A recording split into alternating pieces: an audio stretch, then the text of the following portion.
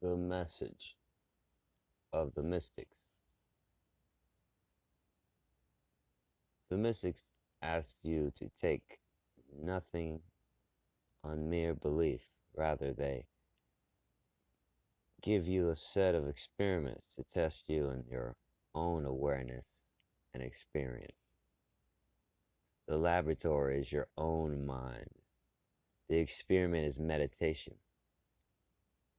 You yourself try it and compare your test results with others who have also performed the experiment. This consensually validated pool of experiential knowledge, you arrive at certain laws of the spirit, at certain profound truths, if you will.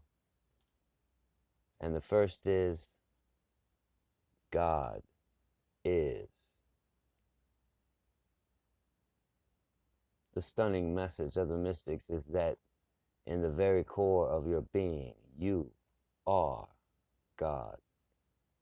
Strictly speaking, God is neither within nor without. Spirit transcends all duality.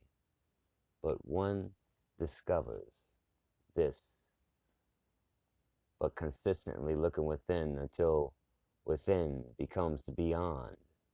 And the most famous version of this perennial truth occurs in the Chandogya Upanishad, where it says, "In this very being of yours, you do not perceive the true, but there in fact it is.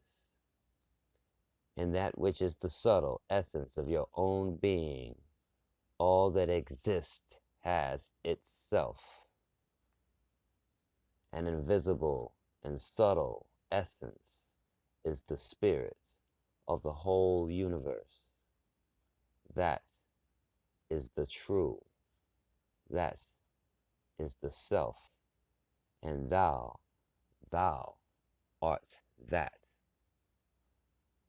Thou art that. Tav Devam Asi. Needless to say, the thou that is that. The you that is God is not your individual and isolated self or ego, this or that self, Mr. or Mrs. So and so.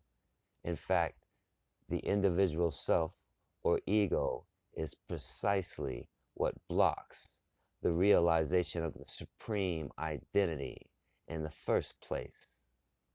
Rather, the you in question is the deepest part of you, or, if you wish, the highest part of you, the subtle essence, as in the Upanishad put it, that transcends your mortal ego and directly partakes of the divine. In Judaism, it is called Rosh, the divine and the supra, individual spirits in each and every person, and not the nephesh, or the individual ego.